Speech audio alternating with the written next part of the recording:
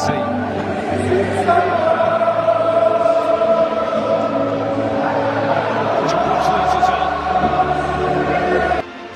Well, it's a much changed lineup, even in the last hour for Mikel Arteta. 8 between the Premier League and the Carabao Cup. 7 here, but only 2 from the Everton game. David Raya returns between the posts. It's his 150th Premier League appearance. No one has more clean sheets than him during his time in the competition. Well, the back four is an interesting one. Miles Lewis-Skelly has come in because Riccardo Calafiori got an injury in the warm-up. Piero Nkapie has shaken off the knock he picked up in the game with Everton. There's no Julian Timber, who felt something late on, and we could well see Declan Rice at right back. So the midfield could feature Mikel Merino after 2 Premier League games as a sub.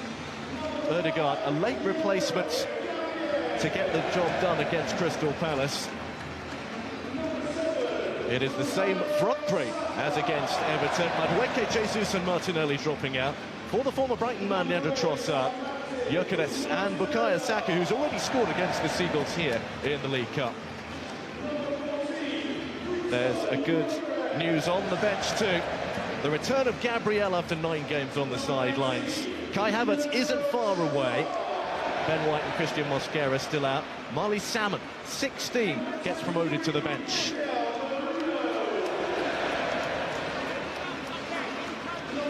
Three changes for Brighton from their goalless draw with Sunderland last time out. Bart Verbruggen remains ever present though. They played a back three in the Carabao Cup here. It looks that way again. Diego Copado has kept his place. Duncan van Hecke returned from suspension and illness respectively. Diego Gomez is also available again after his yellow card ban. Ferdi Kadiolu switches to right wing back. Danny Welbeck still isn't quite fit enough to start, so it is Brian Gruder and Jorginho Rutte who lead the line. Mats Wifa, Olivier Boscali and Yankuba Minte drop out. It does seem Wifa has a little knock, but he's well enough to take his place among the replacements. Not much Premier League action on Boxing Day this year, but a big calendar of fixtures this Saturday in the Premier League as Arsenal look to go back to the top of the table. They were top of the tree at Christmas. They've been toppled by Manchester City. They now have the chance to respond here in North London.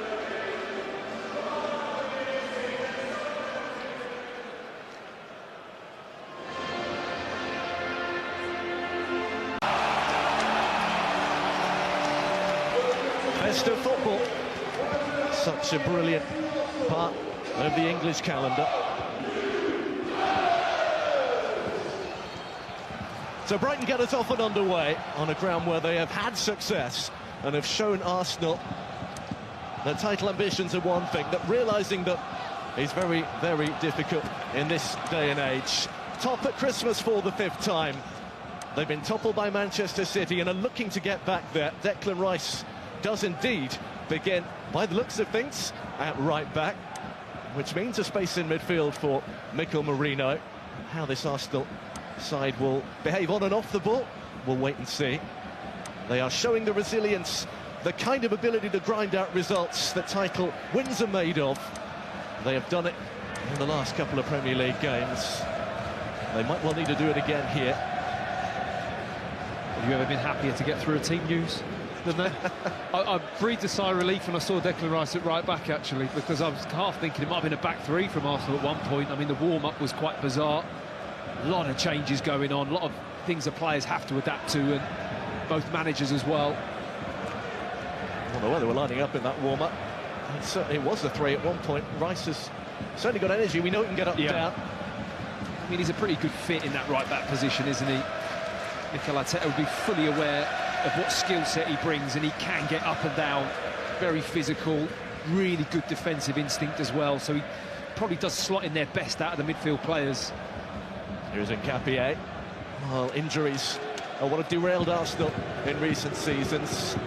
Gabriel and Saliba being out at one point or another, or even together as has happened this campaign, would have absolutely scuttled things, but the summer business has been really, really good. Timber now falling by the wayside. Ben White still out, of course. His dunk trying to battle with Gyökeres and not doing it, and Gyökeres with a really tame finish. Well, that was a huge moment. Wow. The moment this ball goes up in the air, I think Lewis Dunk's in big trouble because he can't get the first bounce, and then once it does bounce, he's totally second best here. And I can't understand the finish from Gyökeres. I think he tries to be clever and maybe just lob the ball over Verbruggen, like a delicate touch where really just put your foot through it and hit the target. He does that, I think he scores. It would have been, well, a Gyökeres finish just to actually put your foot through it, wouldn't it? The way he absolutely dispatched that penalty against Everton. Surprised me, actually, that he's maybe tried to put a bit of finesse on that, whereas really it's just about the contact. Well, that was his first goal since the beginning of November against Burnley. It's a lovely ball in, isn't it? Yeah, really testing from Trossard. Once it bounces, in big trouble, and that is a very tame finish from, as you've already mentioned, a player that you would fully expect to really put his foot through that ball. Arsenal creating a really good opportunity early doors. They do have three as they're building up here with Lewis Skelly, the left-sided of the centre-backs. Here is Rice, with Saka ahead of him, popped off the ball, free kick. Yeah, I think that usual plan is, like Mikel Arteta does love to have a fullback in midfield, and who better than Declan Rice? So, in possession, I think you're going to see Rice a lot in the midfield area, and they'll just shuffle around to that back three, but the moment they're defending and they'll get into shape, Rice will drop back into the right-back position. I mean, it's pretty much standard fullback role now, isn't it? Certainly when you're playing for a team like Arsenal or Manchester City, that you are comfortable stepping into midfield. Here they come with Saka. First time he's got a chance to line things up, and he's around. Left foot for Saka into the goalkeeper. It's still in play. He kept it in play with his right. Gyökeres on the far post. And Brighton have managed to pick it up. And they're going to get a free kick now. Well, the first time he got a chance just to line things up and move away, and he did so away from the camper really well. Yeah, 1-0 to Saka, isn't it, in the 1v1 battle out on this side. Far too easy, really, for me. The Kuiper's going to need to show a lot more than that defensively. He's going to contain Bukayo Saka this afternoon. Goes for goal. Just hoping there's a little space where he can squeeze that through.